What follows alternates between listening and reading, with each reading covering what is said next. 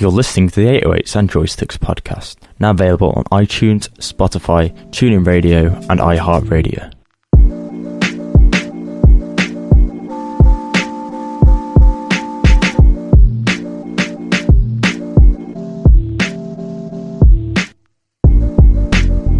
Welcome to episode 30 of 808s and Joysticks, the show that bridges the gap between games, music, season with pop culture. I'm Tairell, and joining me today, as always, is Tom. So once again, we start every week saying it's been a busy few weeks, but it really has been. This is something that you picked up on earlier this week. Respawn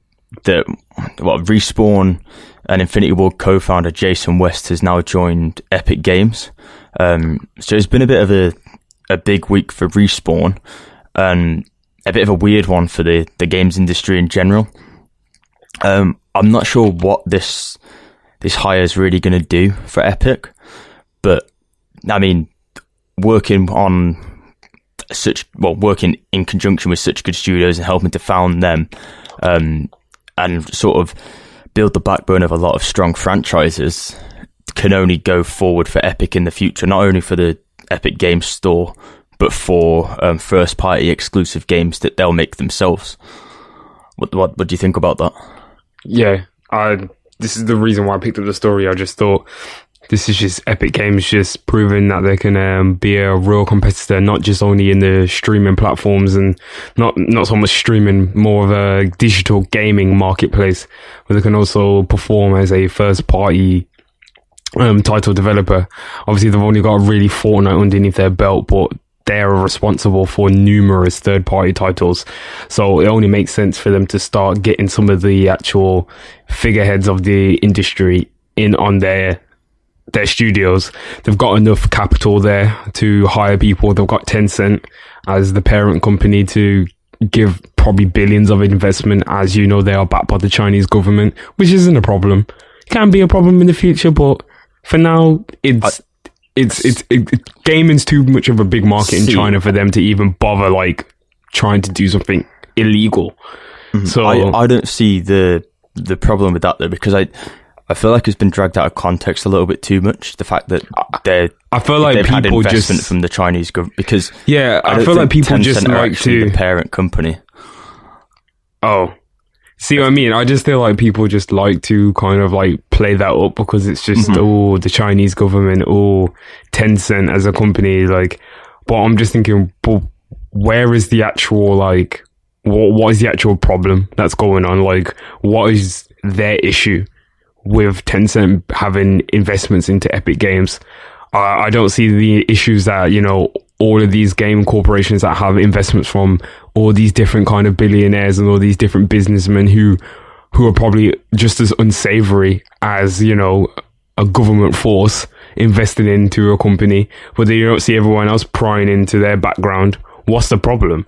I just feel like people are just really scared by Epic Games, and they're just scared at the fact that they're going to be a major competitor, and customers and consumers are just so picky that they just want everything, but at the same time don't ever want another thing to come along to innovate. If we stay with Steam the way how it is, Steam is just going to become a platform that's just probably going to end up collapsing on itself, just due to the sheer amount of shit that it lets through on its direct system, and the fact that developer shares on Steam are just not as competitive as Epic. Well, they've hired their share rate now, and they are working on a brand new user interface apparently. So they're upping their game for some reason.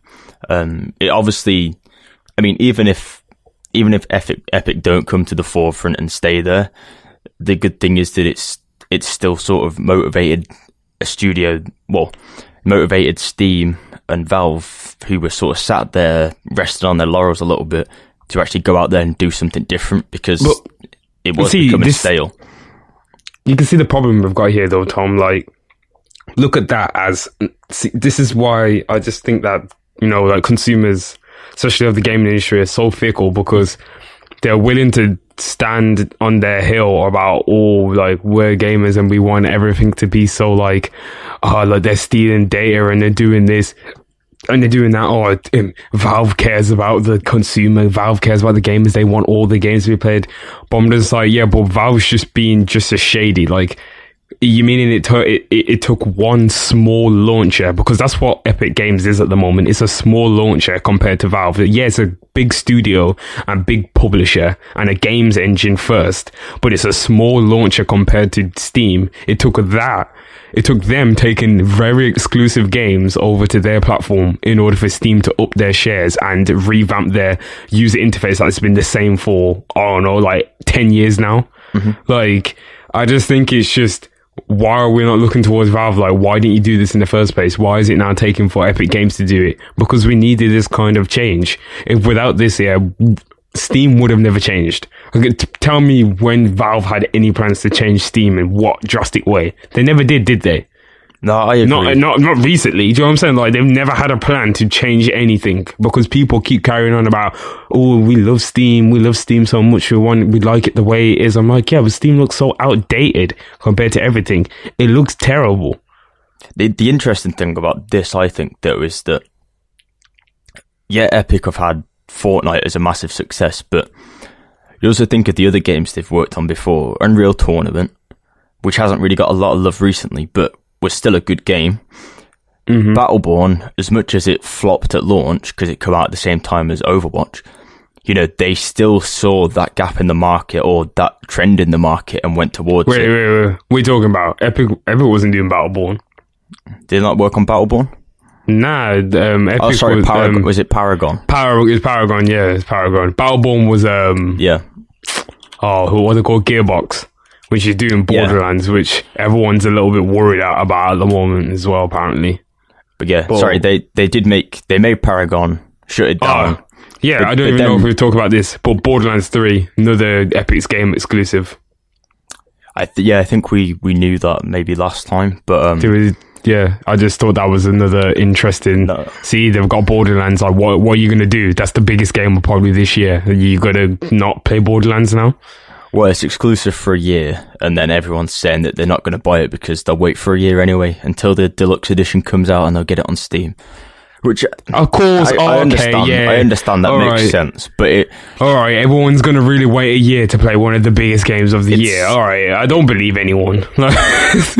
Well, it's doing this thing now where we sort of went out of the, you know, moving into a touchy area.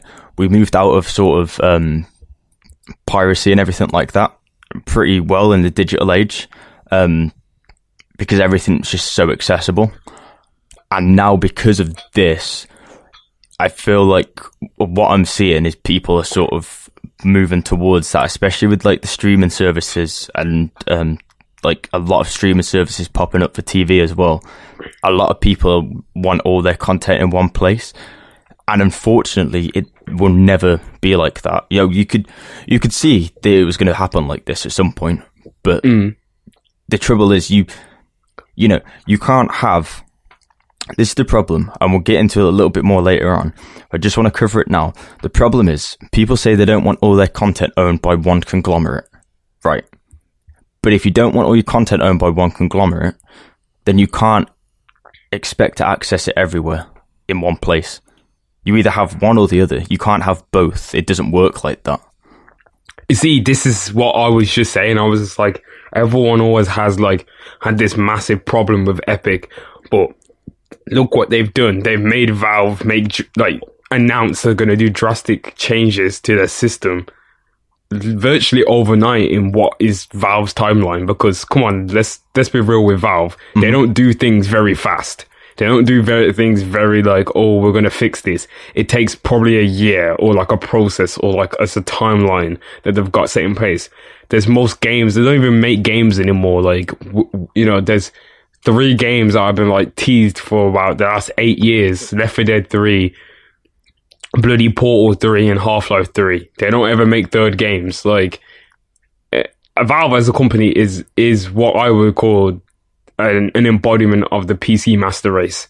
Very elitist, very, very, very self-aware, and also very like kind of like, I don't know, just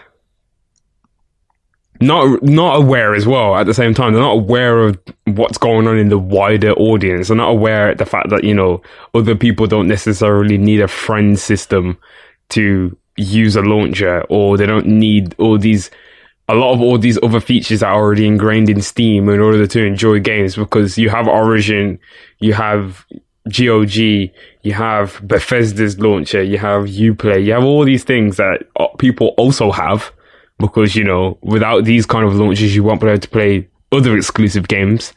But yet Epic can't do the same. Steam's been doing the same.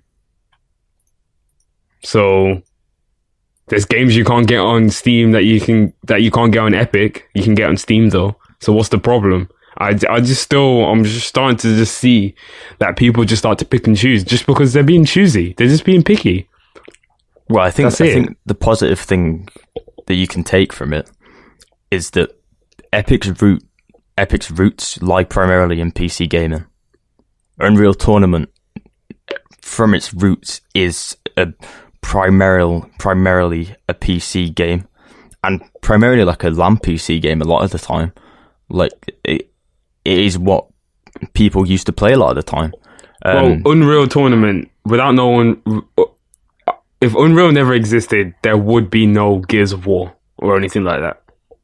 Those are games those are the blueprint. Like, Unreal Tournament was like a blueprint for Gears of War. Like, those kind of the weaponry, the gun system, stuff like that. That was rooted in Unreal. And it was a big innovation for shooters at the time. Mm-hmm. And the thing is, I think people do forget, because of the Fortnite hype around Epic, that yes, Epic Games is this big company. Yes, they've had investment from a big Chinese company, but at its roots, Epic Games is primarily a PC-based gaming company. That's where they started, and they're modernizing, and that's fine. Like, they're moving on with the industry. Like, if that's what it takes to get people across the PC and realize that, because we've seen a lot more people come across from console to PC recently, and I think that things like Fortnite have helped that in a way. But, you know, if you think about like Steam, that's how they started. And I keep going back and like I do pull this reference up quite a lot, but that's how they started. They saw that was the availability there, like a gap in the market for something like that, and they did it. If Epic want to do the same, and yeah, they are pulling exclusivity from certain areas, but you know, if that's what it takes marketing wise in these days, like, it's not stopping people from playing it, it's just making people use the launcher. And okay, it might not be the best marketing strategy, but it's not to the point where like boycott it, because, you know, most people have done that. And if given the chance and you had the money of the backing behind it to compete against another company to put your thing out there, you would do exactly the same. It's pure marketing strategy. It's good business. And I know people aren't happy with that, but you're not going to they're not going to release a launcher with all the same games and less features and not have anything that's exclusive to it, are they? Like, how else are they going to get people to use it? That's the whole point in the marketing strategy. That's the whole point they've invested in giving away free games. It's all a marketing strategy. But people aren't really seeing past that. They're sort of just seeing what they're getting given and going, well, I mean, this has got a pop-up on it. Obviously, I'm going to get spied on because it's owned by the Chinese government. Like, really, there's a lot of software that you use that's probably dodgier than that. Oh man, what's good? They're on these same sites, yeah, that have been done for actual data, like for not protecting your data and actually selling data on, you know, Facebook and all these other things that they're complaining about Epic on. You're already on these sites. I've got your data. What are you talking about? There's so many things that you use every day that take so much of your information. That what has Epic done? What? Because it took your friends list from Steam. So what? Like, I just don't understand. Here's the interesting thing that you probably wouldn't think is that, yeah, that's like, okay, their security probably needs to be improved, But, I mean, EA have had the same problems with FIFA for a lot of the time. And a lot of their sports franchises, they've had the same problems with people trying to hack into accounts, and they still do. Because it's very hard to stop a lot of these people trying to do that if they set up something to do it. The other thing is, yes, people have had money stolen from them, but they also don't mention that Epic Games do actually resolve it quite well. It might not be quick, but they do resolve it and give the money back most of the time that I've read. And also, right, if these people are signing in to the Epic Games Store via a Facebook account, a Google account, anything like that, you're giving, like, Google and Facebook have all that information on you anyway. Every time you sign into something new, you get that information. So, realistically, are they that bad? Not really. They're just doing what every other company does. It's data collecting. Exactly. Because the next big thing is data analysis. That's where it's going. And the more people can pick up on the demographics and how people play stuff and what they spend it on, and it just helps them build their business. So, you know, if you tick something when you signed up for Google that is past that to give them your data, and they can pass it on to third parties, every time you sign into something, it passes the data on. That's how it works. No, either way, let's just boil it down to what it really is. People are just fucking upset, aren't they? They're just upset at the fact that they can't use the launcher of their choice to play a game. Just tough luck. This has been happening. You know, they were laughing about the console wars, yeah. Well, guess what? The PC wars is happening now. But, here's the catch. You don't have to buy a whole nother console. You can just download the launcher. What is the problem? I just don't understand. It just don't make sense to me. Either way, I just feel like we should just wrap this up anyway. We just want to say that Epic Games is going in a direction that I like to see, and either way, it's good. It's good for the industry. I know it looks bad. I know everyone says it's bad, but all I'm saying is, it's going to take you a few minutes to download this one launcher, and you can play the exact same games. Or if not, be a pirate. It's whatever it is, however you feel in it that you want to express yourself towards this games industry. But if you're going to go on this whole big hill about how you'd like to support games on your platform and all this, don't then go and turn around and say that you're going to pirate the game. Because what are you doing? Not supporting the development of games, therefore damaging the industry. Either way, I'm going to give two fucks about people who have real complaints about this, because they're not in the support of the developers or the betterment of, like, how consumers can receive products. Because if that was the case, why are you not putting all this energy into complaining to Valve about how shit their service can be at times, and how terrible their vetting system is for their independent games, making indie developers look bad, making our games having to be surrounded by rape simulators? Like, what if you're a startup indie developer and your game is placed next to a rape simulator? What's that going to... Well, how's your game going to be received next to that? Are people going to really want to go on that? I know some sick fucks will, but if a parent send their child on there and they were really interested in that game, but see that the rape simulator is next to it, is people really going to want to go on that? Are they going to really allow their children on that? No. So Valve needs to fix their problems. Epic needs to put more features in the store so people get a little bit more happier, and everyone will be okay. It's for the betterment of the industry. Developers need more money, especially how much hours they put into these games with no return at the time. Yeah, I think you've summarized it pretty well. But I think we've come to this conclusion that we both think Epic is good moving forward, and, you know, if it helps the industry in general, then it's a positive for everyone. Doesn't matter if they stay around, doesn't matter if they go. As long as it improves everything, that's all that matters. Yeah. But as we said, it was a big week for Respawn, and they did reveal the actual single-player Star Wars game, Star Wars Jedi Fallen Order, was revealed at Star Wars Celebration. It is single-player. They also tweeted out there's no microtransactions or in-game currency or whatever they normally throw in a game. We'll see when the game comes out after launch how long that takes. I'm pretty sure they said that about Battlefront 2 as well, and look what that turned out to be like. Yeah, but the game does look very pretty. They have obviously used some of the assets that they can port across, because obviously everything's in the Frostbite engine now. That's a big benefit for upping the time to develop a game in general, which means we might be getting more Star Wars games. Again, exclusive to Origin, if that's a problem for anyone. It's not going to be coming to Steam.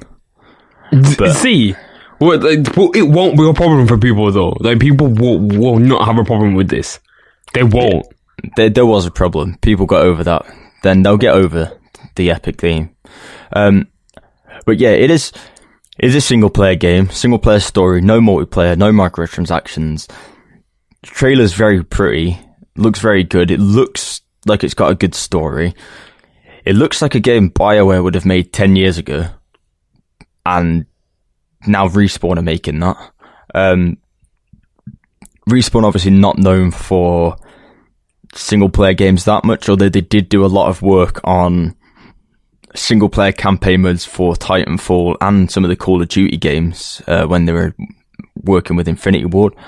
So it's quite like, I mean, some of the same people will be working on that. They have experience doing that, and I think that's a positive. Respawn seems to really be EA's go-to studio at the moment, weirdly enough. It's just sort of come out of nowhere.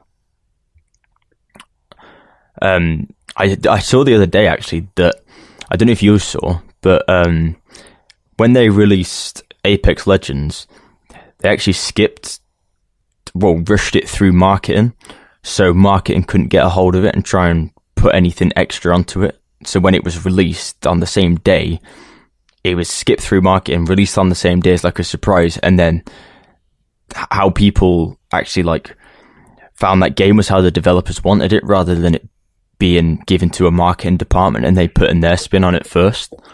See, that's what you should do, especially when you have a game that was maybe development isn't necessarily fully finished. Just be upfront with people. I feel like people wouldn't have a problem if the developers were just upfront about what's not finished in the game. Like, for example, they released Anthem, and it's not a fully finished game, but they by no means charge a full price for it. You charge like half a price for it and say, hey, we're going to update the game in the next 6 months to make sure it's at full capacity. You know what? You could throw us an extra 10, or like make it up to the full price, and you get some extra, you get some really good incentives of stuff. But the £30 base game will still be great with all the additional updates. It's a win-win situation. Instead, we've got people working like all these mad hours, like cracking from like depression and anxiety, producing really, really bad games. I just won't understand. I just really hope that Fallen Order is going to be a great game. Respawn seem to know what they're doing. I do like how they did the whole not marketing Apex. I think that was a great thing that they did. Hopefully that was Respawn and that came up with that idea, and they're allowed to keep doing things the way that the way they want to do it, without EA's ironclad foot over their neck, making sure that they make bad decisions, contrary to like how BioWare is. I was reading about this the other day, and it is a confusing thing, like how much blame would you put on EA? Because from a lot of people that work in industry, you do hear that EA do give creative freedom to people that work on their games. And the trouble is, the amount of time that's passed since BioWare were making good games, number one, the technology's changed. They've tried to move engine, number two. And then number three as well, a lot of the people would have changed. Like, if those people aren't there anymore and they're the ones with the creative vision, and they're the ones that are really pushing the game to its limits to make it a good game, if you're left with people that are there and they enjoy making games, but there's nothing to go off, or there's not as good as the other ones, the talent's not there anymore at that studio, then you can blame EA for not recruiting the same way. But if people aren't interested in going into the industry, then you can't blame them for that. And you can just say that, you know, it's not the BioWare that you used to know. Or the same thing happened with a lot of studios now, that a lot of the studios that used to be good have sort of fallen off recently. Whether that's due to people moving on to try and do like indie stuff, or go and work at some of these other companies that are starting up, things like Amazon Games, and, you know, if Epic want to do stuff, or Google, people moving to different places like that has spread the industry out a little bit more. And it has meant that some of those people that used to be at really good companies have left and then not really been replaced as such. And it does leave a sort of a hole as to where you put the blame. Like, is it the publisher's fault, or is it just the fault that these people aren't making good games anymore? Or is it a mixture of both? Like, we don't know what goes on behind the scenes, but I do feel like there has to be an element of I can't think of the word, like an element of blame as such, or someone has to take it on their shoulders, the responsibility from the development side as well. Because you can't make a bad game and then say, oh, EA have forced us to do this. Oh no, it definitely wasn't down to that. It was down to mismanagement of the actual like development team as well. Like, that's we're talking about upper management. EA, I think they're responsible more so for just the shoehorning of all the monetization side. That's business. That's strictly business. Yeah. There's no game development involved in that. That is strictly business. Like, EA, that's their fault. We can blame them for doing shitty microtransactions and cosmetic things and all that bullshit. That's EA. Now, as for the development of the game, we're looking at the upper management team. We're looking at who's lead design.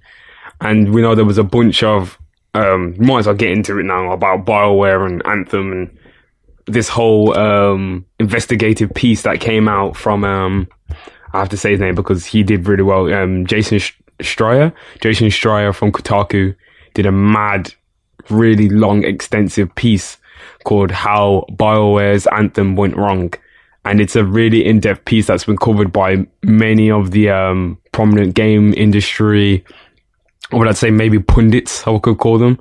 So like Young Gear and Jim Quisition and you know, all of the notable guys, they've all picked it up, this story about Anthem, and multiple other gaming YouTubers who like to speak on the industry issues and woes have spoke about this, and just talking about how, yeah, essentially it was just a bunch of mismanagement, you know, a whole different BioWare team taking over the game in the end, giving it over to BioWare Austin, as BioWare Edmonton went on to work on Dragon Age, which is also a shit show. Another piece that Jason Schreier has written, accounts from previous Anthem devs. Yeah, it was just basically just a lot of ideas couldn't get executed, and they had mad issues with the engine, because apparently the only team that knows how to use the Frostbite engine well enough is DICE, and DICE spent a lot of their time working with the sports games because to make them look good, because obviously that makes the most money for Electric Arts.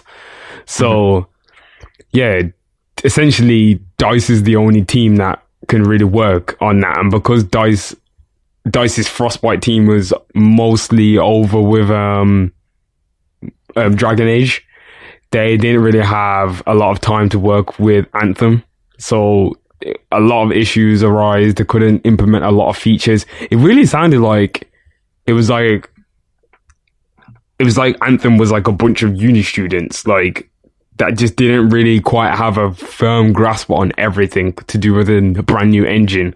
It just seemed like there's a lot of features and things that they wanted to do, but they just wasn't able to like implement them because they said it just took too long. And I was just like, well, haven't BioWare had a lot of time with the Frostbite engine? Like, why is it so hard for them to implement Flight?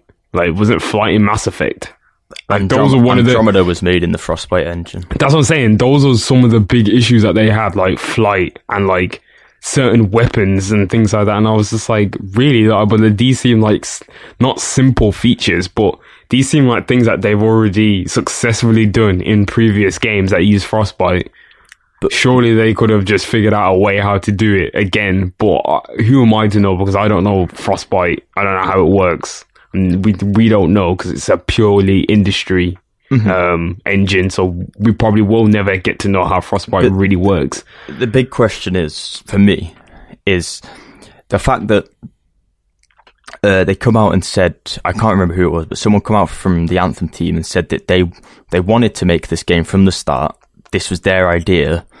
And then why was there no prototype built as such? Or if they worked out that they had trouble doing a prototype, why did they not then go, okay, maybe we should shelve this until we have the team capable of doing it? And like you said, a lot of design decisions were sort of made last minute or just switched up for no reason. And it I don't want to say mismanagement as such, because I feel like you've just covered that, but I feel like creative differences also caused a big problem here. I feel like there was maybe too many people having control over stuff, or maybe too little, like someone just being in control and picking the decisions without taking into account the overall project. Because realistically, if you look at it, if you are making a game where you're a looter shooter, your main ability is to fly, and you're having trouble getting the characters to fly in that game, in that engine, you should have stopped development at 6 months and stood back, maybe before 6 months, probably way before 6 months, and stood back and looked at it and gone, okay, how many people do we have in this team? How much time do we have? Is this a viable option for us? Because if it's not, let's bring it back. Because the concept itself is already quite, I don't know, like, not drastic, but the concept itself is quite broad. The fact that you're having this online world with a single player campaign with like a story in it, but it's multiplayer. That's a weird concept in itself. So to try and get that to work whilst not understanding the engine. They tried to go down the Destiny route.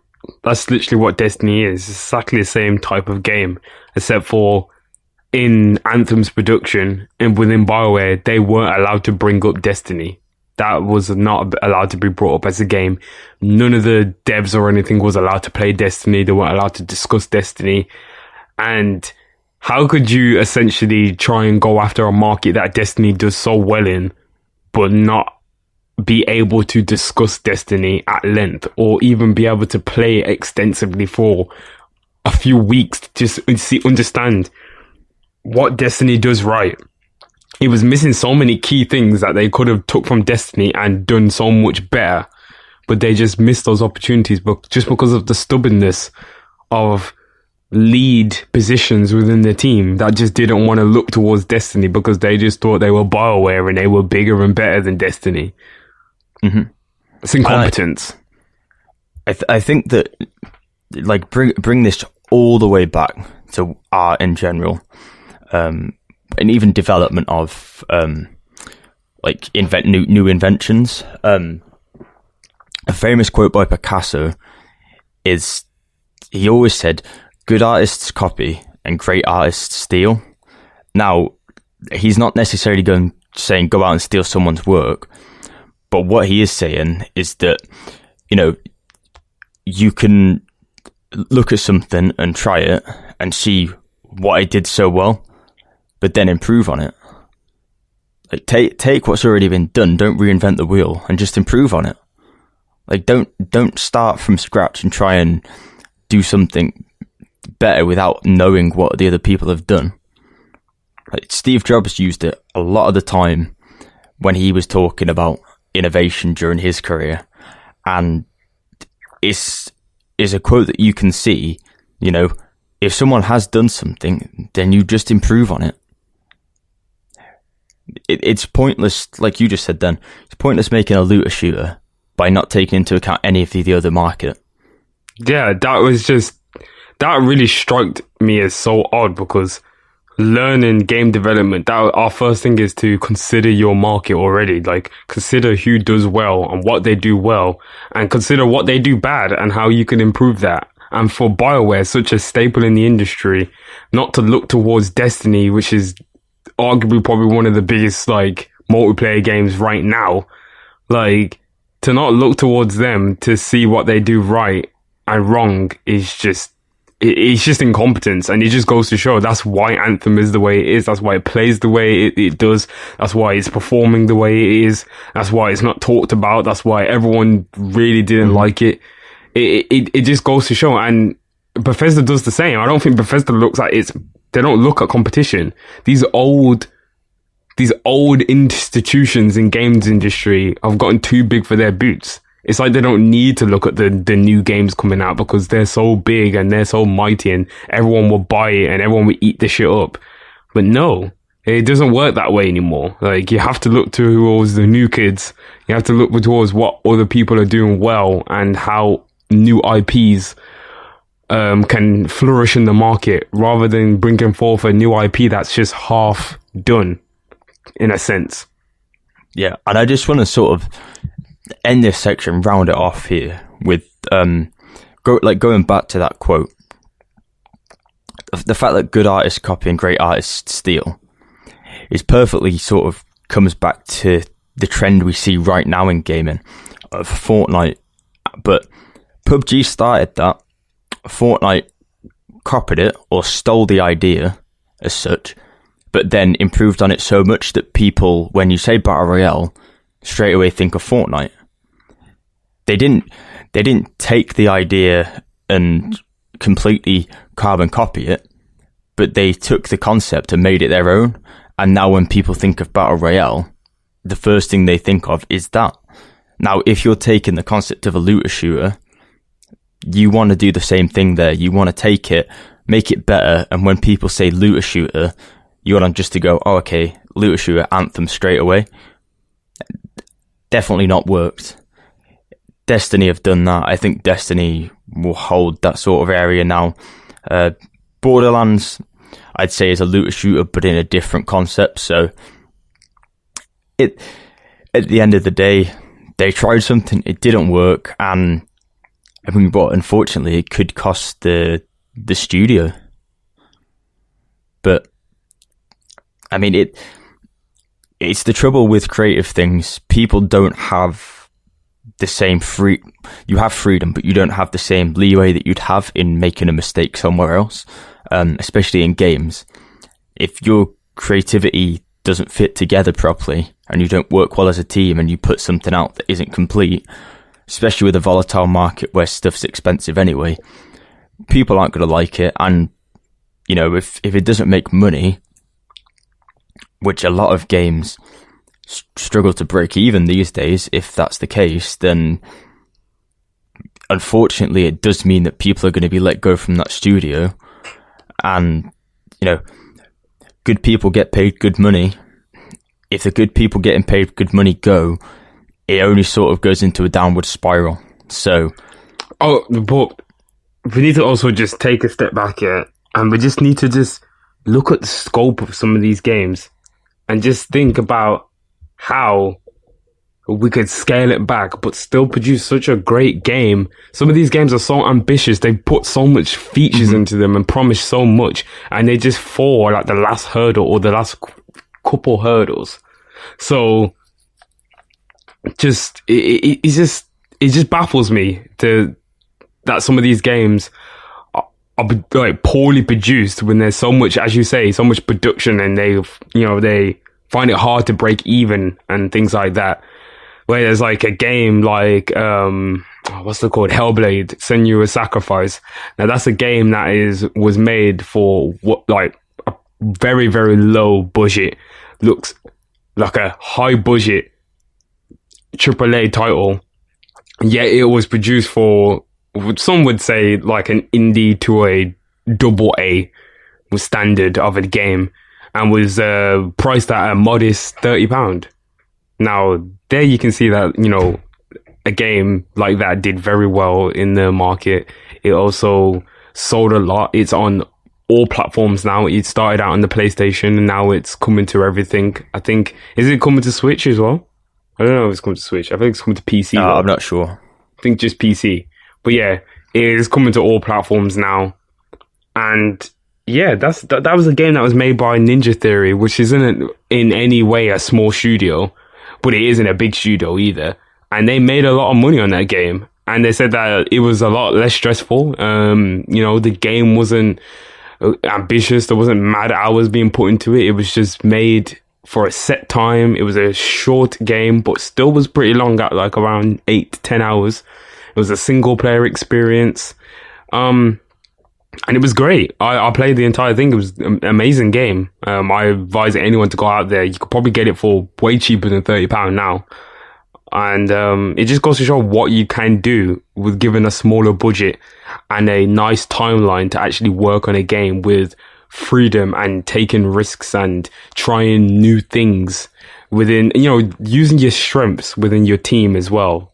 They used I think it was their artist or their voice actor or something like that. They actually used her as the motion capture person, and they actually used her voice as well. When they didn't start out to do that, they just seen that she should be the character at the time. They just wanted to test her out, and that just saves a lot of time. You've got you don't have to go and find another voice actor. The rates were probably a lot less cheaper and things like that. Just using what you've got to your advantage already.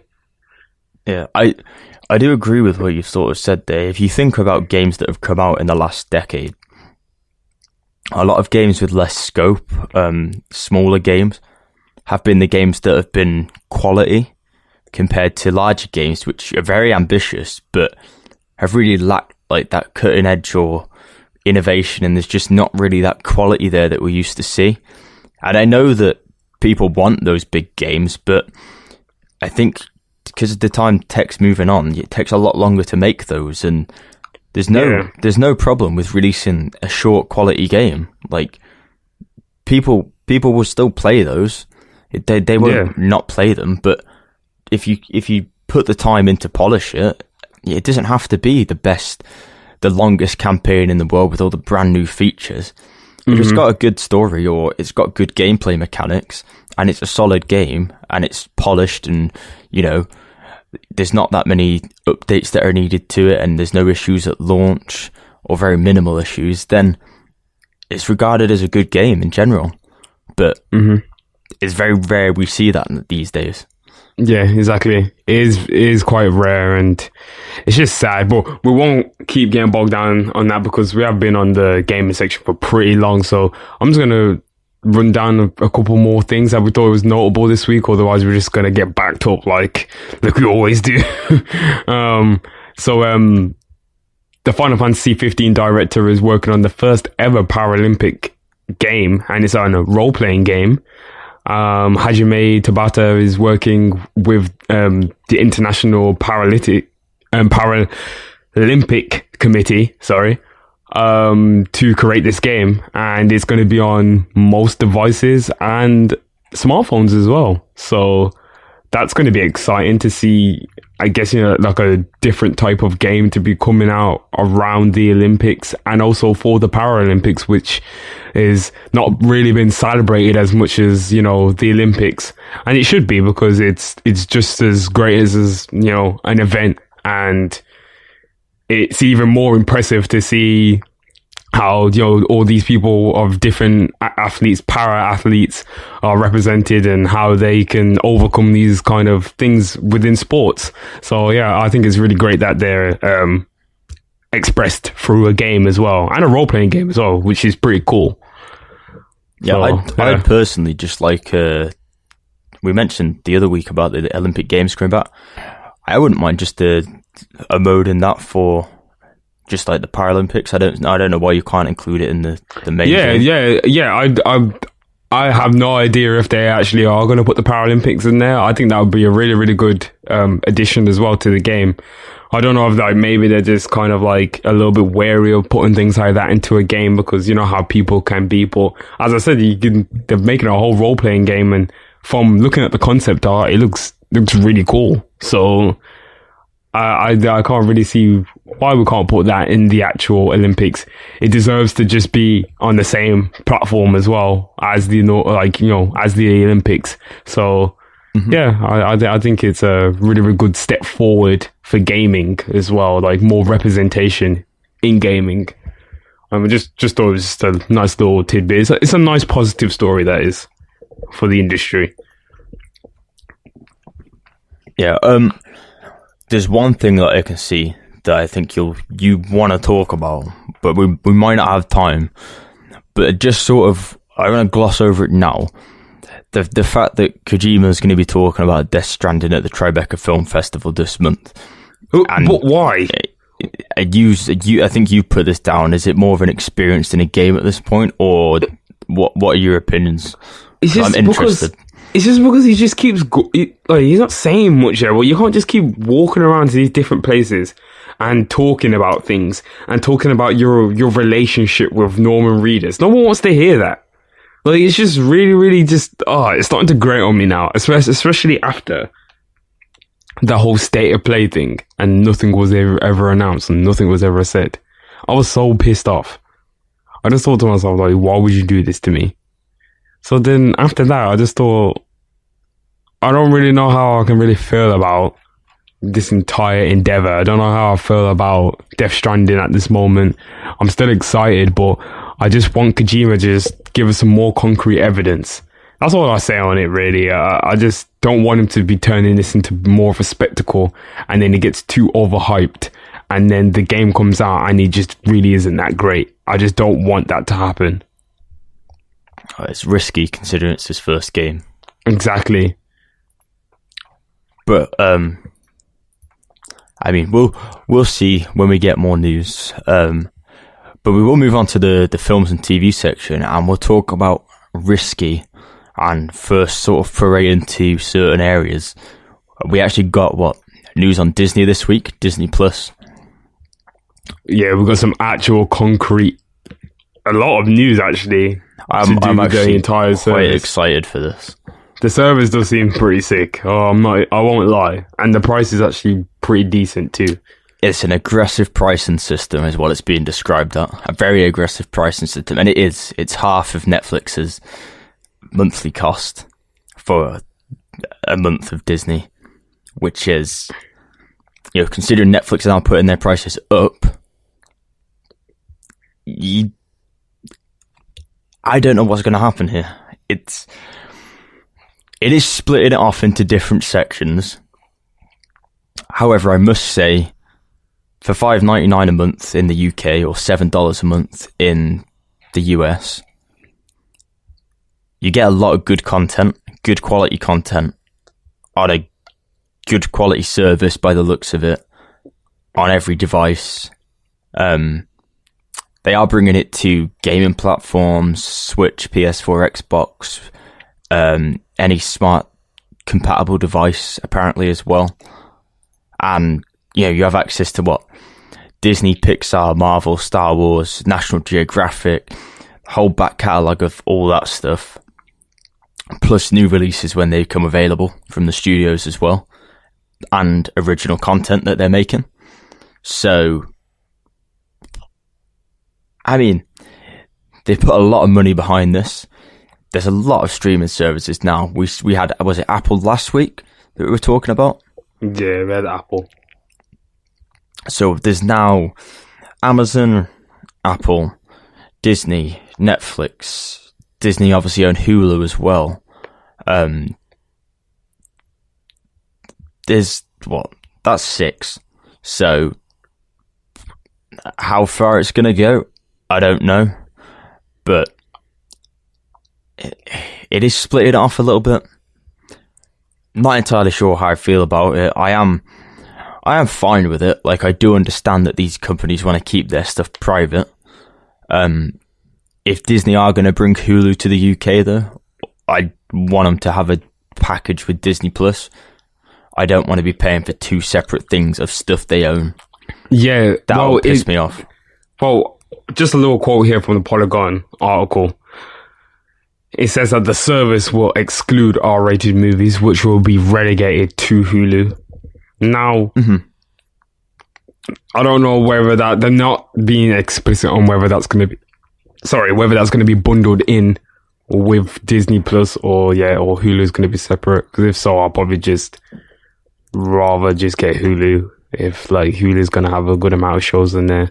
But what I do also like is, because I've been using their old streaming service while I've actually been like at my girlfriend's house, Disney Live, and that's pretty okay. Like you can watch live Disney TV on there. I thought that was pretty interesting that you could watch Disney Channel live. I thought, well, if this is the case, and hopefully it is the case, you can just watch live TV channels on this service as well. That would help so much, because there's times when you can't really decide what you want to watch on Netflix. So it would be nice to just have like a channel that you can go on that just has a bunch of things that are like already on there for you. Seeing as Disney already have the live channel set up, they could potentially be putting on the Fox channels, and I think that's kind of how Hulu works. I think it's got channels on there as well. So I'm looking forward to the service. I was very skeptical of it, and I was very critical of it at the beginning, but I do like what they're doing so far, and I do like what they've announced.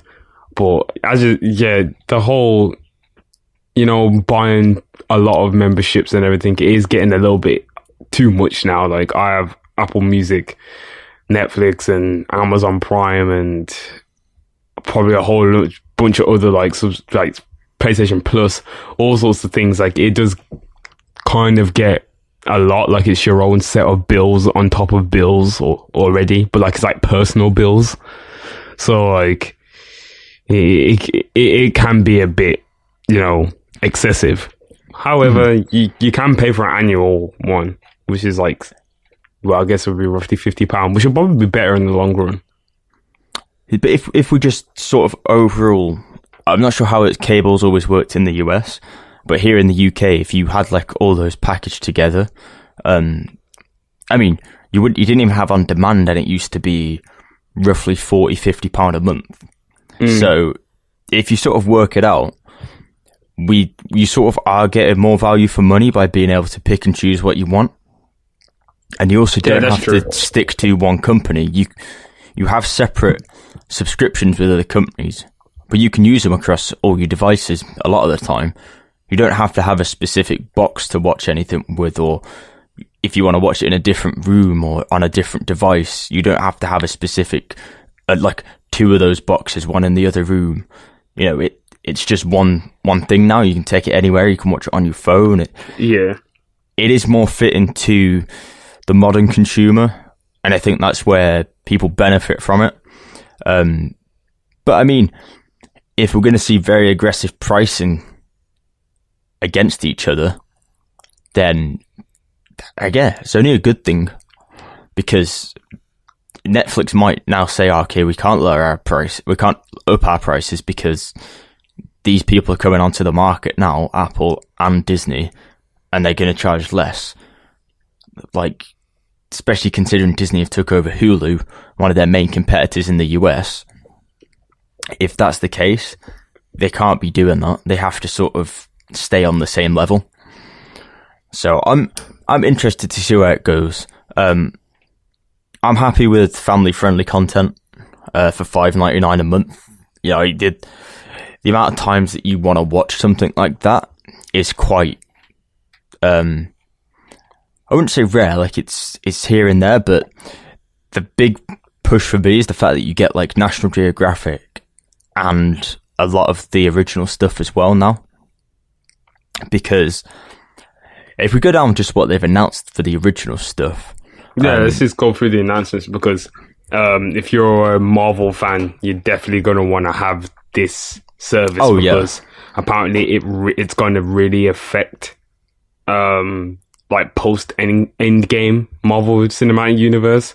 So anything after Endgame, it's going to have a slew of like TV shows and exclusive films that are going to be only on this service that you could watch that will tie in with the main MCU.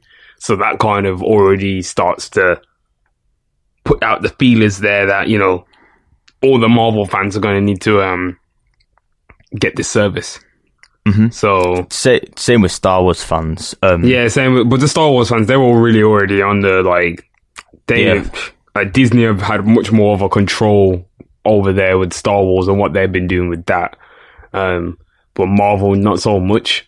I didn't think at least, but now it seems like they're really, putting everything in to make sure that, it all works together with the service and the actual theatrical films as well.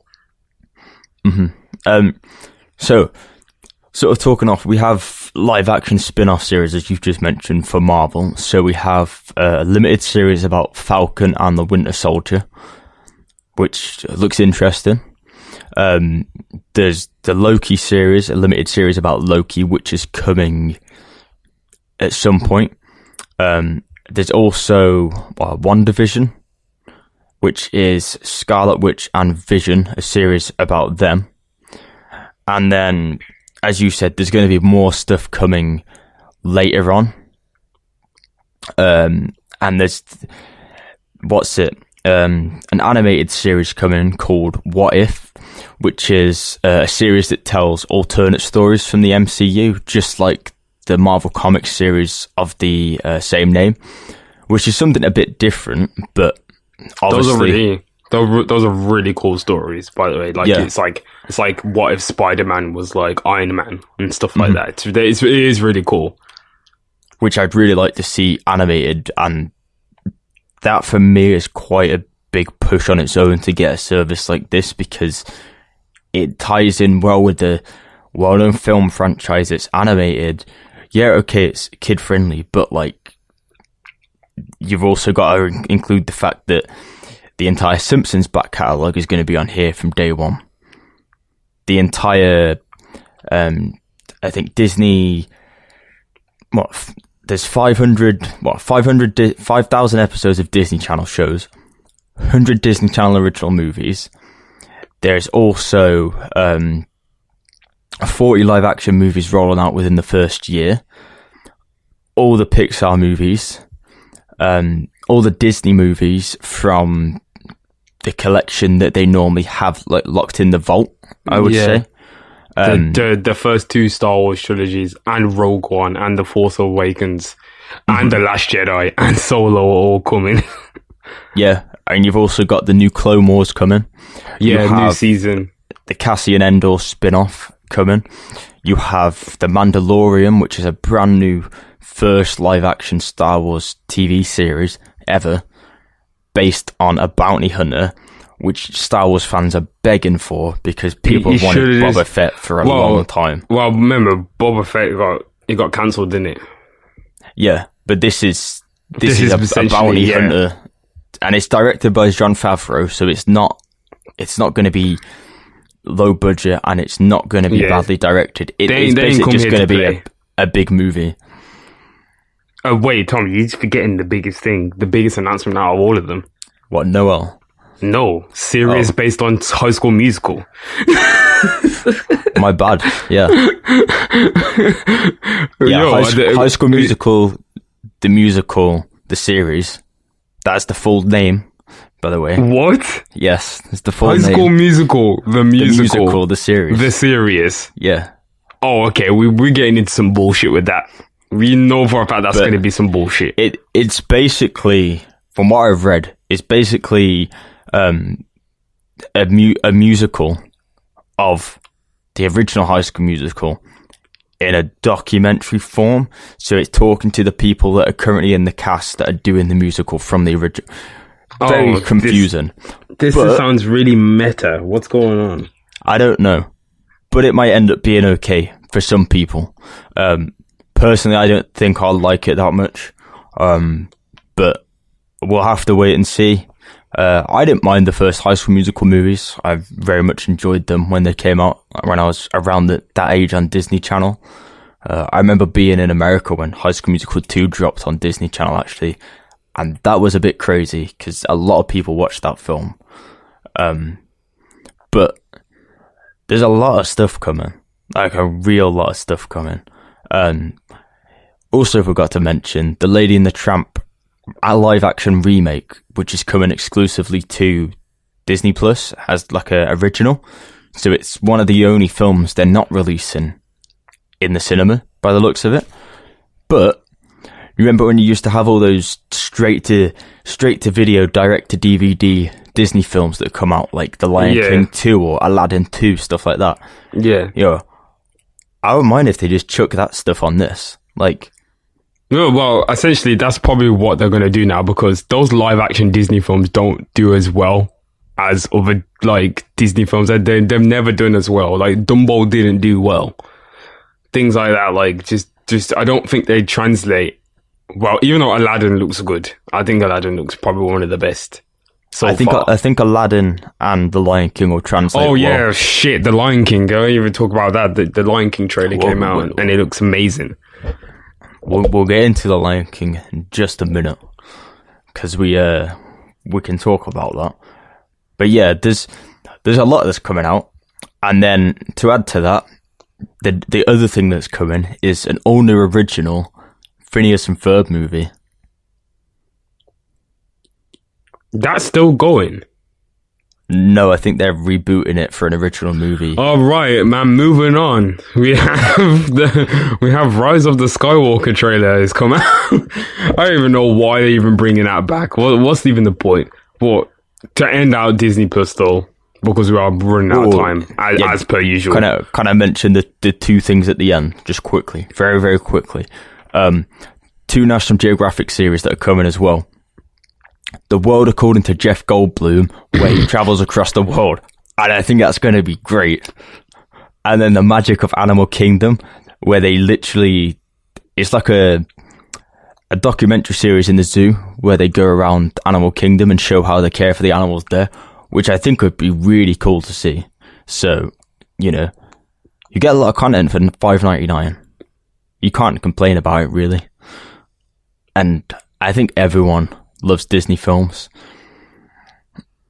Yeah, they do. And some people don't, but most people do, though. Most people do. It's also coming to nearly every device that you want it on. So it's even coming to Switch. So yeah, that's about it, really, for the Disney Plus. It seems to be the hot new thing right now. It's probably going to have a lot of staying power. They're predicting a lot of mad stats for the next 5 years. Like they're like predicting like 60 to 70 million active users in like the next 3 years of like within launch. I don't know how true that's going to be, but we'll have to see. I feel like Disney could maybe pull it off, but as I said, it's one of them. I think it will. And it probably will. It probably will work, but moving on. Yeah, like you said, something that will be coming to the platform in the next 2 years will be Rise of Skywalker, which we got the trailer for. Yeah. What? Have you seen the whole trailer? I watched bits of it because I haven't watched the last Star Wars film. I just thought, I do know what's going on so far. I thought the trailer was just typical Star Wars trailer. Not really, like, it's telling me some stuff, but it ain't really telling me a lot of stuff. Do you know what I'm saying? Like, I'm not really, but the only thing that, the big takeaway is, the fact that Emperor Palpatine is back. So, yeah, that's a little bit crazy, but we're not here to do a full breakdown right now of the film. Like, we'll have to just see what's going to be happening. But some people are saying J.J. Abrams is smoking crack. Some people say, oh no, he's doing acid. We're not sure what he's doing at the moment. Apparently George Lucas came in to help finish the saga. So I thought George handed it over. What's he doing back there? I know he might have been invited back to help finish it. I've not read that much into it. I've just seen it mentioned. But it would make sense. George got another check as well for that. It would make sense because he pulled off some weird shit in the prequels, and it seems like he would probably want to finish it by doing some weird shit as well. Well, they're not even following his original scripts, so like I don't even know why he would want to come back, because the original scripts was gonna really go in depth and explain about the Force. They've took certain stuff from the original scripts, but yeah, they're not directly linked to it. I think they messed up, to be honest, by having two different directors. Well, it was meant to be three, now two, but creative differences, of course, the problem here. And that's, personally, I enjoy it, and I think I'll always enjoy all the Star Wars films, just because I'm quite a big Star Wars fan, but I know a lot of people that are fans of Star Wars that didn't like these films. Oh, boo them. They're just stubborn old fans. That's all they are, man. I ain't even gonna get into it too much, but the trailer's pretty cool. I like what it's conveying. There's gonna be quite a long hiatus, they said, after this last film, so get used to it, guys. Yeah. There's certain things we could go over, so Well, it's up to you, because we do not have a lot of time. I just want to mention one thing. I have seen Captain Marvel. It's really good. Go watch it if you haven't watched it yet. Can't wait for Avengers Endgame in 10 days. Well, less time when you're listening to this. I need to watch Captain Marvel, and I need to go and watch Ant-Man and the Wasp. Those are the two films I haven't watched yet. And for the lead up. I've seen both. Captain Marvel's definitely the better film. Does not disappoint. Very good film. Brie Larson is very good in it. Also, it kind of sets up for what I'm assuming is going to be the next story after Endgame as well. I don't want to spoil, because I read comics. But it's the people who shoot, the Skrulls. Yeah, those might play a part in the next step in the the MCU story, should I say? Yeah, I know what you're on about, but the other thing I just want to mention, Game of Thrones obviously come back this week. What the fuck was that? Like, I don't watch it, man. I gave you this time and space for you to free your mind. I'm just going to rant for a few minutes. 6-episode series, right? The times from last year, okay? So, Series 7, Episode 1, 59 minutes. Episode 2 was 53 minutes or something? 59 minutes. Episode 3, 63 minutes. Episode 4, 50 minutes. Episode 5, 59 minutes. Episode 6, 71 minutes. Episode 7, 81 minutes. Right. 2 years people have been waiting for this, and they've been saying these are going to be really long episodes. It was 50 minutes. That episode last night was the same time as the shortest episode of the last season, yet you've knocked an episode off and you're saying that they're going to be the longest episodes ever. I liked it. I mean, the episode did not cover anything that we didn't already know. Sorry, it's not really spoilers, because you already fucking knew it from last season. Exactly, it's not really spoilers. But I kind of have a brief understanding of what's going on in Game of Thrones, just from information I've gathered from you, other friends, internet. Yeah, but for me, disappointing, and I have a bad feeling that if they don't do this right and they drag it all out until the end, it's going to ruin the whole series, because everything's going to be forced into one little bit at the end. And I really just hope they don't do that, because they've got enough time to do something with it. You don't need to drag all this random stuff out. I don't know. We'll move on to something that was very good that came out this week. Unless you want to have a little rant. Oh, yeah. With the Game of Thrones things, because I haven't seen it yet. Yeah, I haven't seen it yet. With the Game of Thrones things, yeah, that I do agree with that. So many people keep talking about how it was just a big waste of time this week. A lot of people were very frustrated. A lot of people were left a little bit confused. A lot of people were left thinking, why did I even bother? They might have something kind of similar to a world riot on their hands if they don't get this last series right.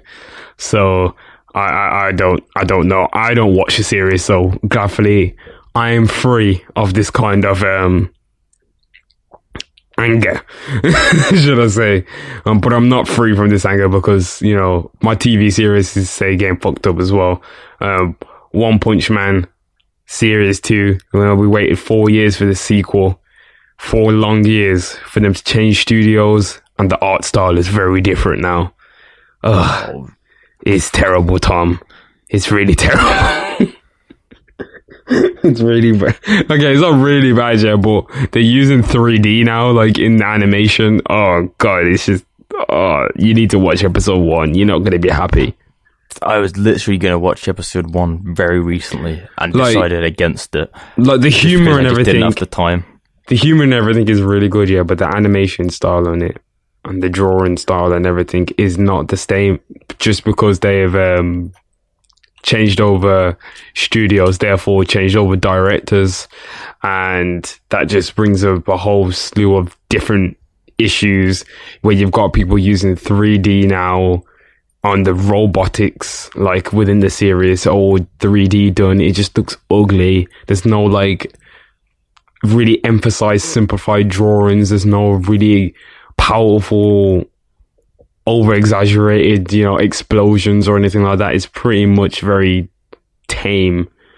You just have to watch it for yourself to understand. And yeah, that's about it really. I'm hoping that season 2 will get better with time. I'm hoping we'll see much more of the original art style come back to form. But as of now, very unimpressed. And that's what I got to say. Yeah, from what I'm seeing, okay, I know what you mean. I know what you mean, yeah.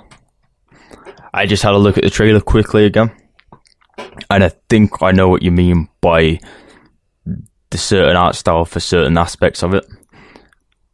You watch the whole episode, and you'll just be like, it doesn't even look like the same anime. Like, put them side to side, like a season 1, season 2. You can clearly see there's even there's color balance differences.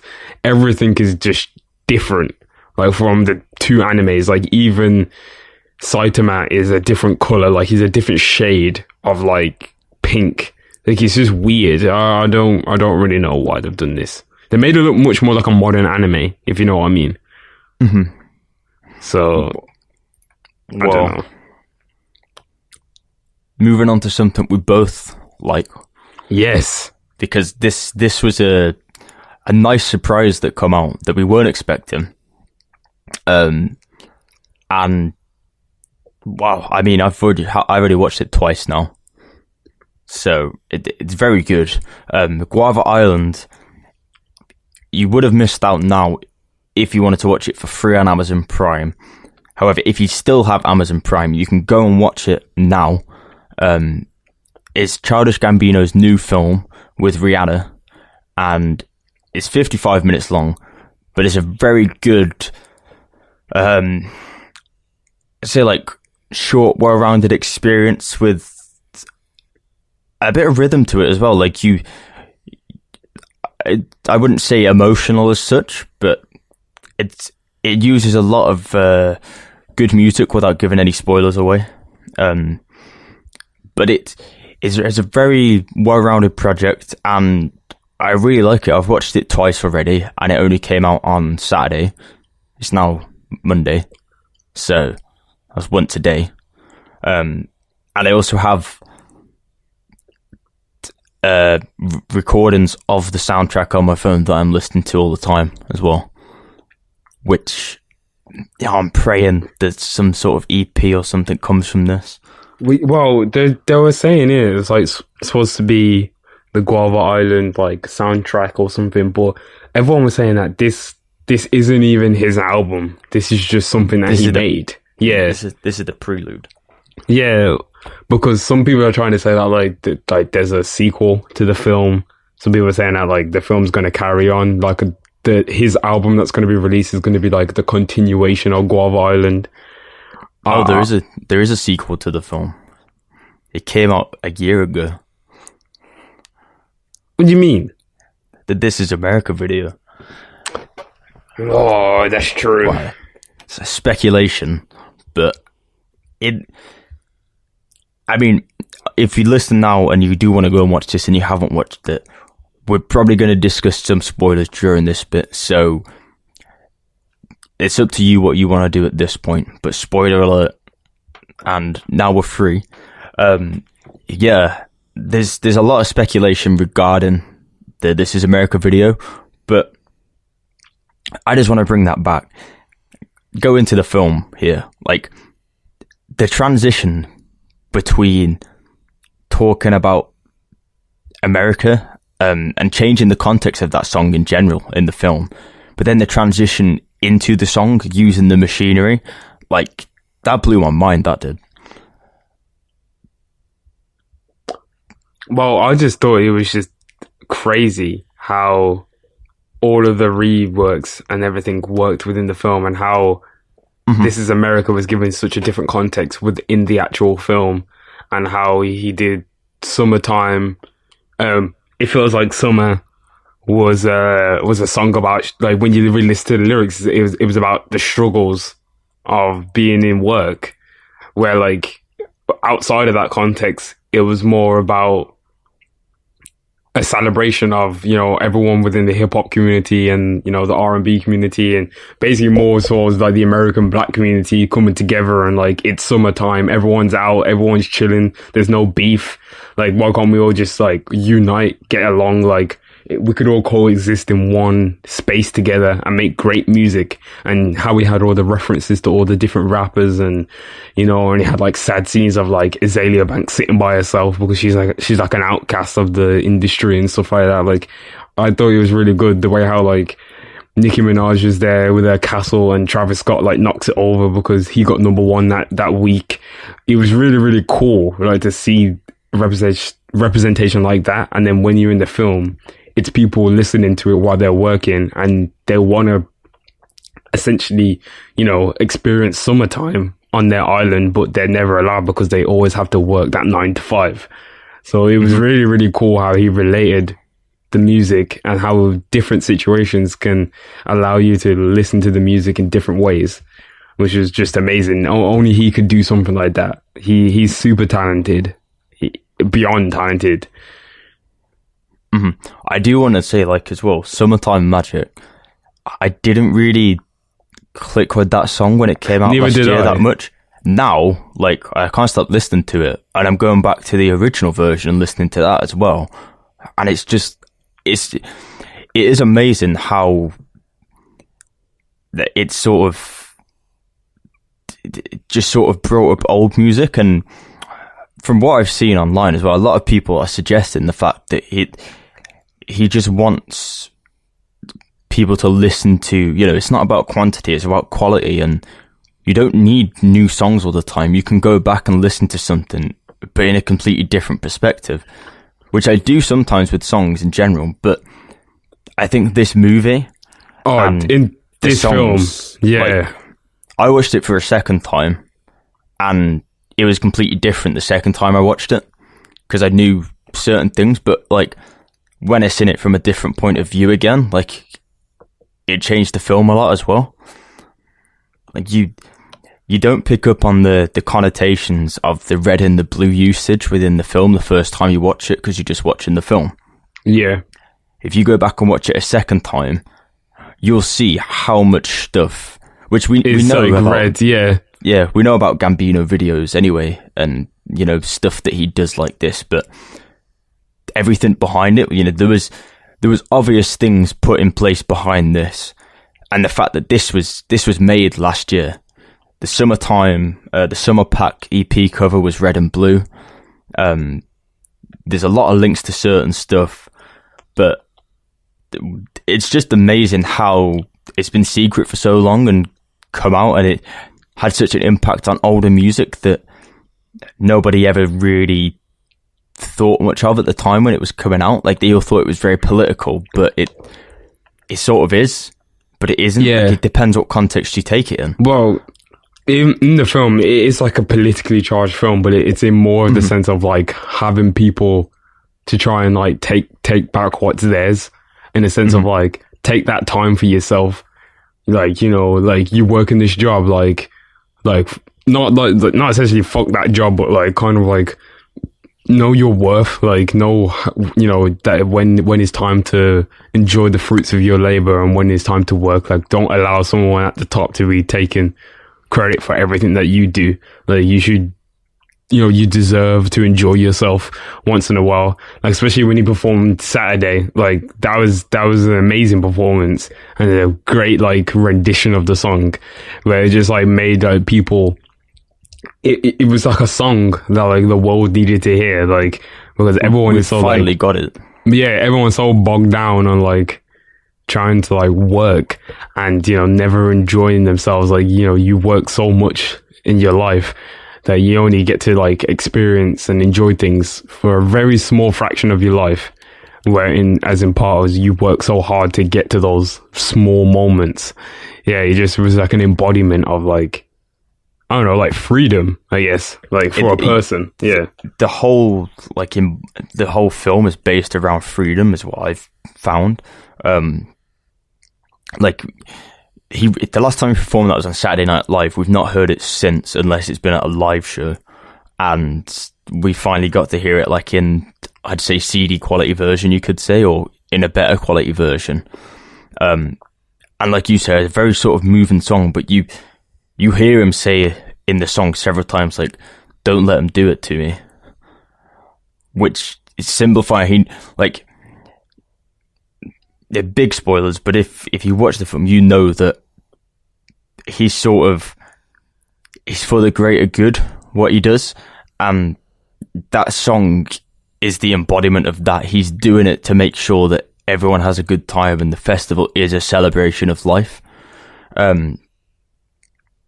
And that sort of links into, like, moving on to what he did at Coachella, but it moves into what the speculation for the album's going to be. He did a lot of different songs, new songs at Coachella as well. A lot of them, I would say, have gospel undertones, the ones I've listened to. And a lot of them have, like, links to death and moving on and still being there, being together, you know. Human Sacrifice, which was the song that was in conjunction with the Pixel adverts.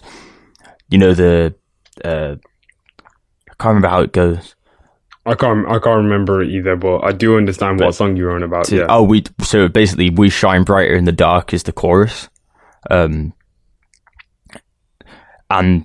the song basically starts by talking about two shots, one body, like at a party. So a lot of the songs he performed, when you listen to them, they link into the film or link into that story kind of surrounding the film, or the concept surrounding it. And the fact that obviously Kofi is pregnant in the film, and the film finishes on her telling a new story to the kid, really sort of pulls up this idea that something good is going to come out of this. And I feel like this might have been delayed because of certain things.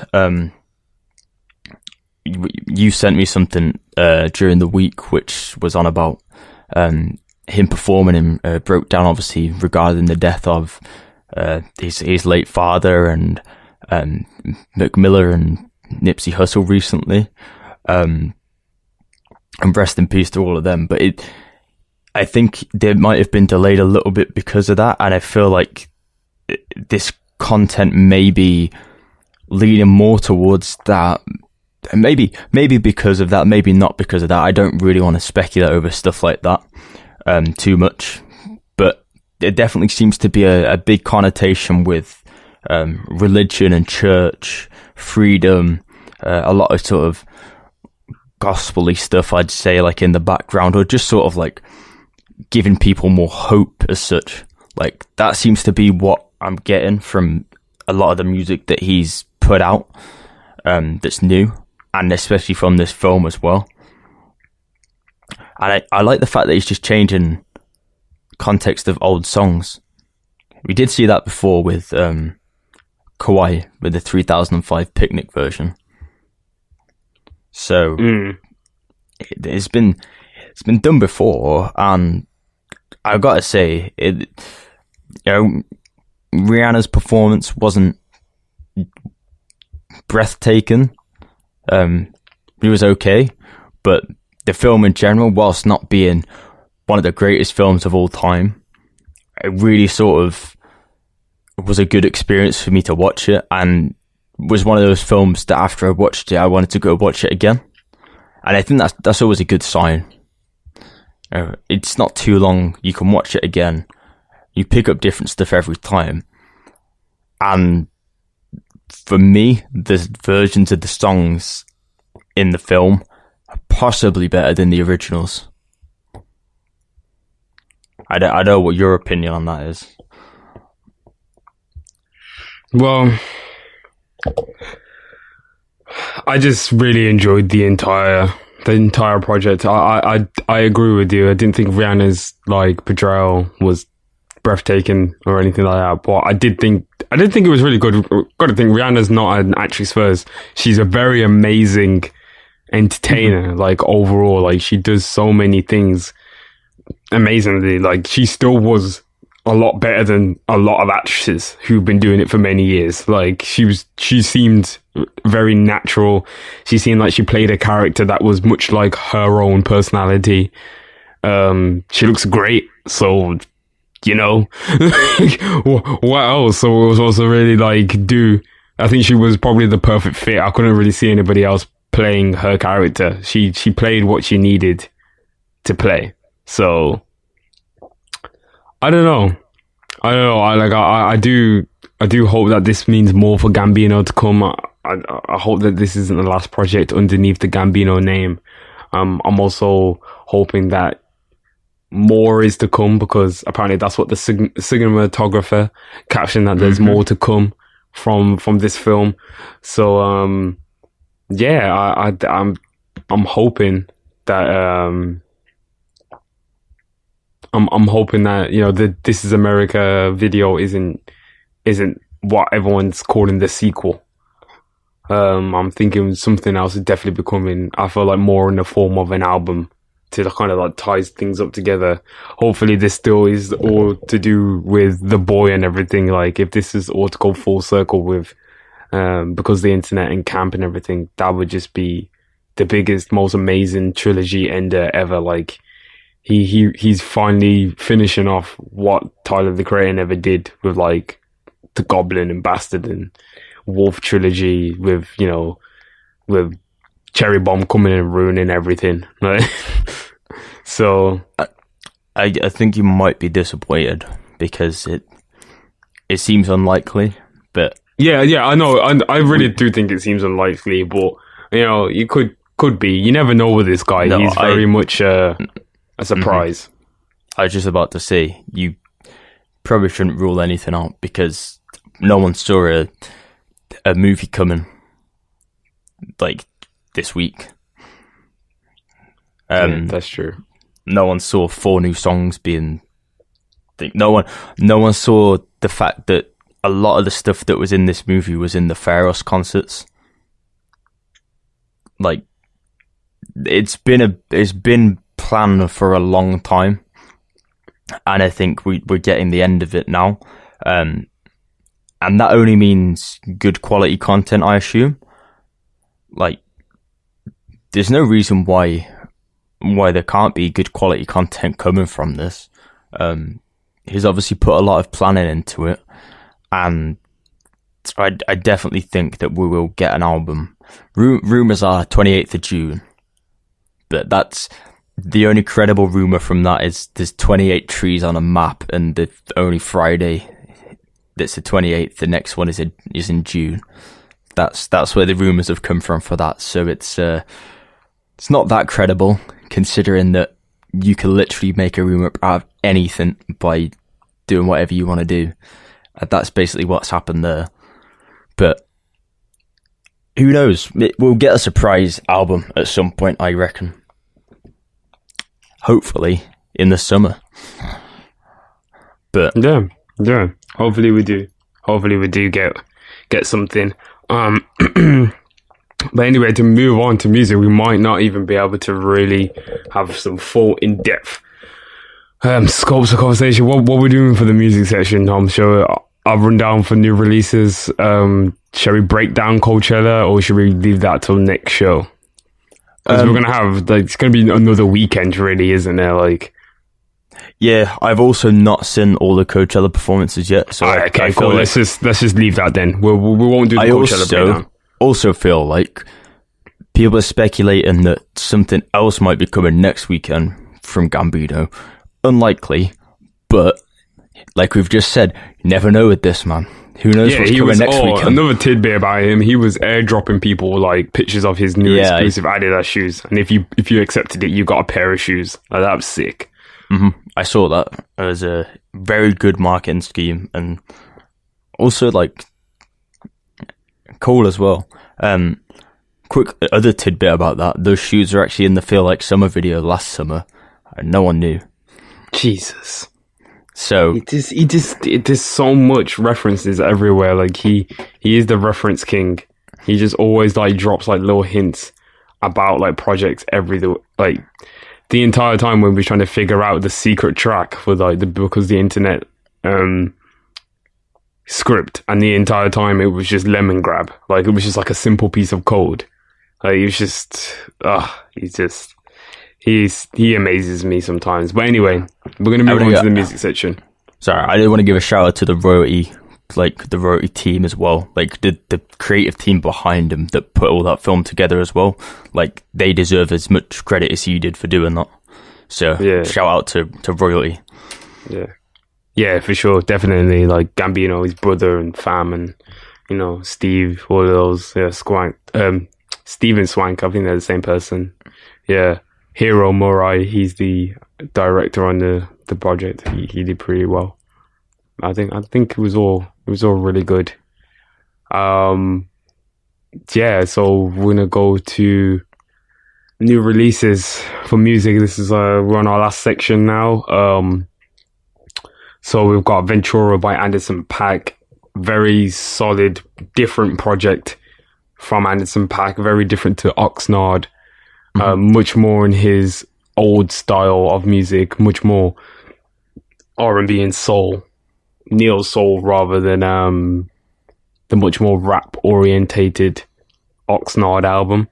We also have Utopia by M. Huncho, probably one of the brightest, most upcoming artists right now of the UK. He's had an amazing year so far. He just had a Fire in the Booth as well. Utopia it sounds really, I've been listening to it. It's a really, really good album. He's definitely going to be the one to watch. He's definitely got his own lane in terms of music and stuff like that. We've got Arizona Baby by Kevin Abstract. Now I have to be honest, I wasn't very impressed by this project. There was one song in there that I think I liked. I think that'd be Georgia. I didn't really like the other two songs. How was you feeling about this song? You just want to give me a little insight into how you felt about it?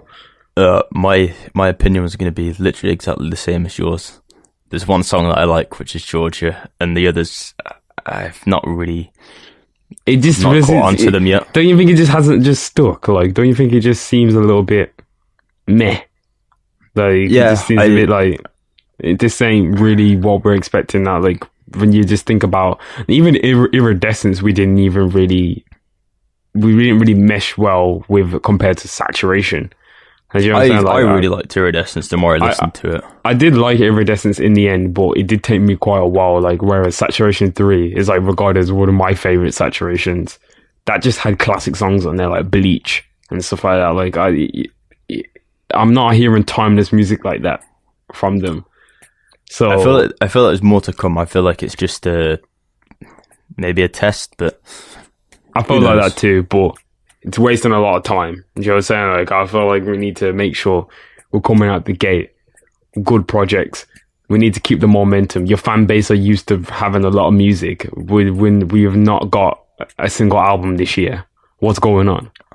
I want to take a step back, and these guys have made top quality albums within very limited time apart from each other. Like, I think a creative break may be needed, especially considering they've been touring as well a lot of that time. Like, and they did have a lot of stuff going on with Amir as well that affected them. I feel like a nice break would be needed after so time's passed now.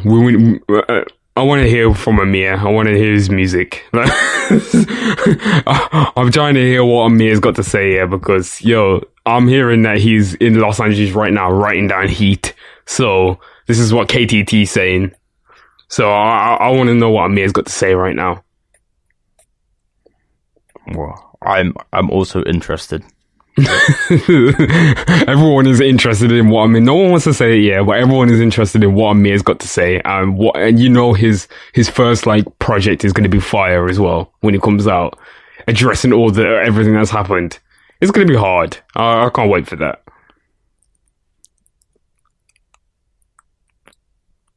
Yeah. Moving on. Right, are these He's Mine by Etta Bond? Oh yeah, they're both. I didn't know, but she's released 2 albums. So she's released He's Mine, which is the much more...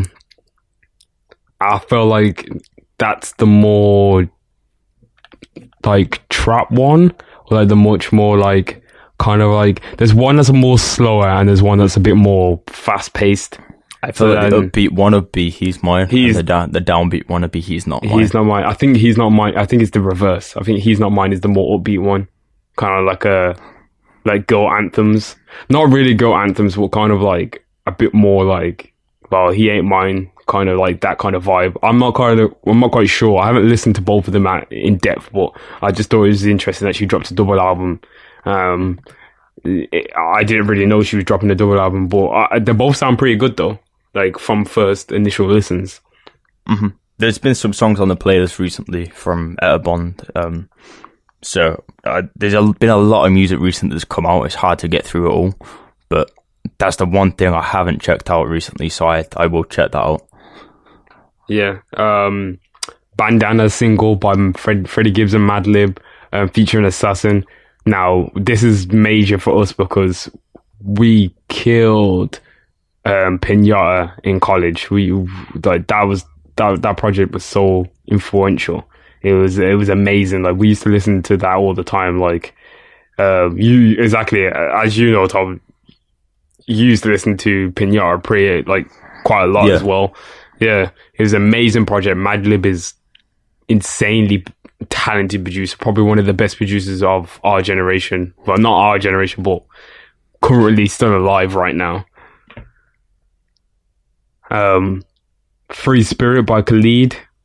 I haven't listened to it yet, but I'm liking where Khalid's going as an artist. I like the direction that he's going in. He's growing up, and he has a real potential to become one of the alternative R&B greats if he carries on the way he's going. I didn't resonate with this album as much as his first one, but some of the songs are okay. It just felt a bit flat again. His last project felt a bit flat. I think he's finding it hard to find his step in music. I think he's finding it hard to find out where he fits, whether he fits in the pop genre, the R&B genre, the old R&B genre, or I don't know. I don't really think he knows where he wants to be, as an artist. He doesn't. I don't know if he wants to be the superstar or if he wants to be the underground kid legend. Do you know what I mean? Yeah, no, I understand. Some of the songs I liked and I found good, and then some just sort of never fit, and it doesn't seem. I mean, he's making a film with it as well. I don't know if it's come out yet, but fair play to him for doing that.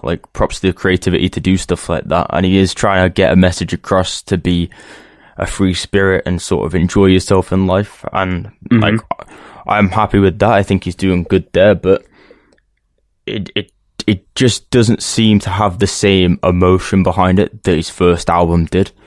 Because I felt like his first album really had some pure emotion behind it, and maybe if he doesn't have that, it doesn't work for him, and he needs to find what fits. But I feel like he's getting there, we just need to see. Yeah, for sure. I agree with you. I agree with you.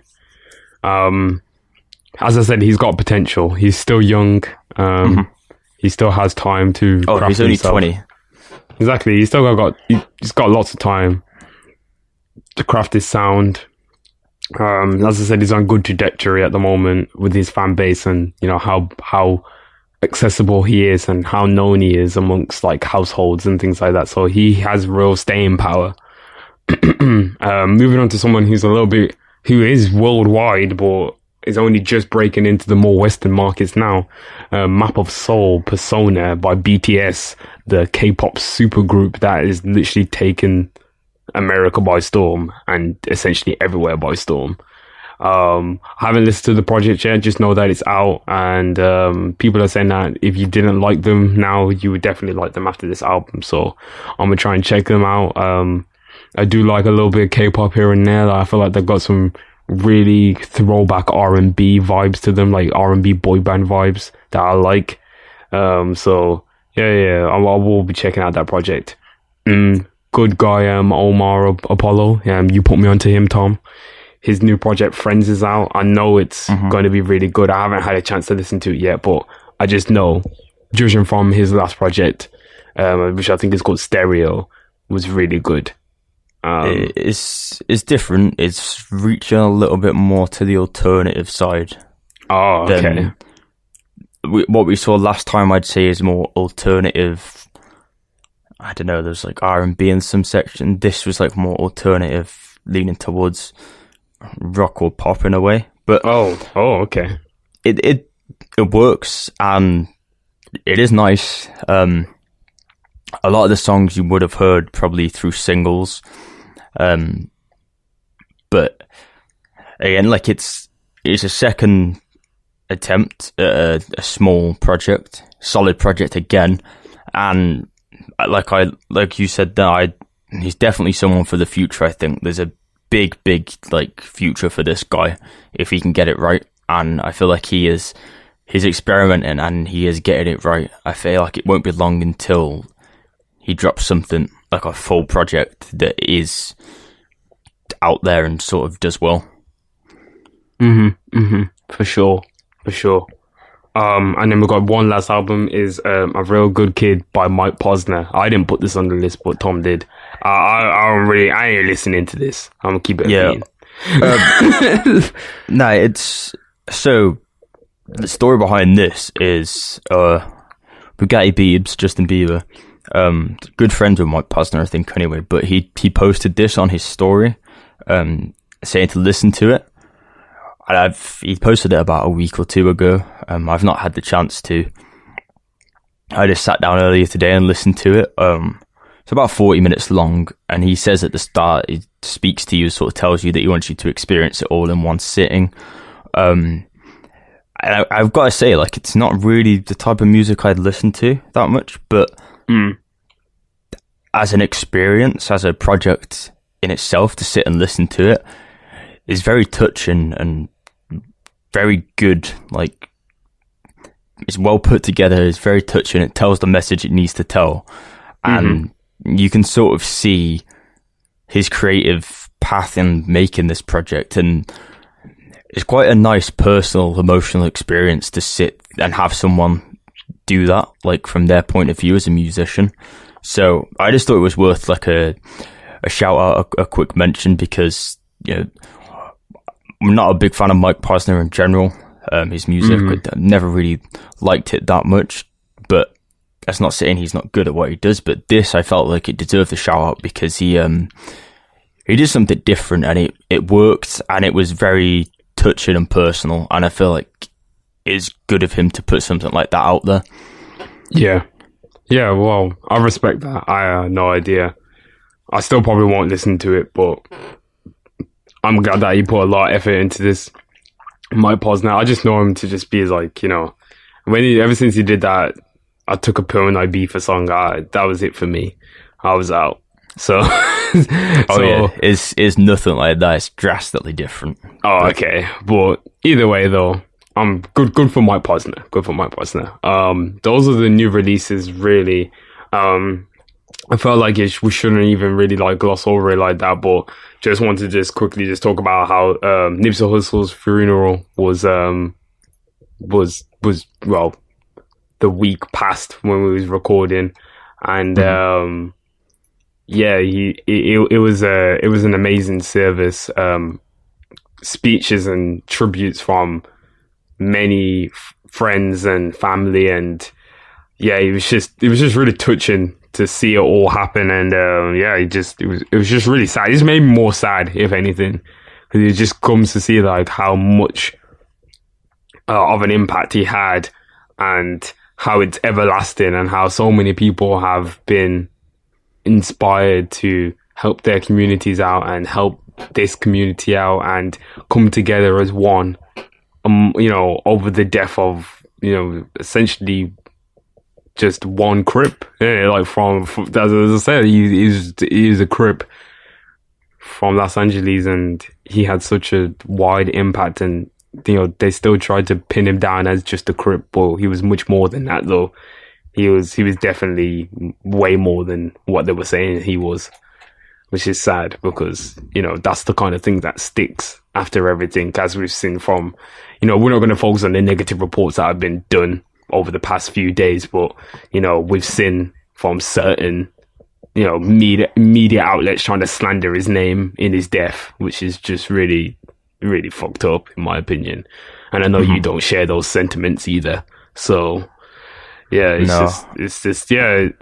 was just almost humbling, like, to watch what's going on, and how his family have said that, all we could do after this now is just continue his work, and you can continue his work as well by, just being positive influences within your community, and being positive for your like family and friends, and, just helping out as much as you can. So it was amazing. A very, very, very powerful imagery. Yeah. Mm-hmm. I feel like it was fitting, the amount of people that turned out for it, and the amount of people that really showed that they cared, and how much he cared as well. And then to top it off, the intersection, a motion being put forward to change the intersection's name to be named after him on Slaughter. And I think that was really nice. It was really touching. And, it leaves an everlasting effect on the community that he helped to actually like thrive. And I think, whilst some people might think that naming an intersection is, sort of not that nice, it's just a nice sort of memory to have there, to know that like this person influenced this area, and it might not be there forever, but it's still there in memory, and you can still sort of see how and who changed that. So yeah, exactly. It's representation of like the person who was responsible for the betterment of this community and this area as a whole was Nipsey Hussle. Like it only is fair for it to be named after him. This is what happens when certain areas get named after certain figures. Just because he's a rapper doesn't mean it should be less. Just because he wasn't, an activist, or he was an activist, but just because he wasn't a traditional activist doesn't mean that he shouldn't get the same rights as like to be named after that, or a powerful lawmaker or something like that. Like why shouldn't he be named? And yeah, you're right. A person who had such an influence on that area should definitely be able to be signified in death in that way. And you shouldn't have taken death, obviously, for this to happen. But unfortunately, it always takes death to just bring people together in ways that we've never seen them be brought together before. Because that's the one thing that we all share in common. Everyone dies, so it's just something that's going to happen, and everyone starts to realize things like, well, shit, we are. So better do something about it now rather than later. Mm-hmm. Sorry, it's a little bit deep. No, it's fine. I think that's quite a nice place to end it. We do have some other things that we would talk about, but I think after that, I don't think that it should be discussed this week. I think we talk about someone that inspired a lot of people in their local community and the creative world in general. And we're rest in peace to Nipsey. We're out here trying to do the best we can for representation of our own industry and give our own opinions and our own beliefs to try and improve that as well. For sure. And like you say, if you enjoy listening to us, obviously go and follow the socials. It's 808s and Joysticks and 808s and Joystick on Twitter. And well, if you're listening on Dash Radio, then after this we'll put some tributes on for Nipsey, just to show that we do appreciate the art, and hopefully you can appreciate it too. You summed that up beautifully. I think we'll leave it there, and rest in peace Nipsey also. And this is episode 30 of, I didn't even notice, 30. We're on 30 of the episodes. We're out of the 20s and we're on 30s now. We never ever thought that this would happen, and it's just amazing. We're going to keep going, road to 100 or road to 1,000 or 1,000,000 or whatever we're going to do with this show. So thanks for the support as always. Episode 30. Peace.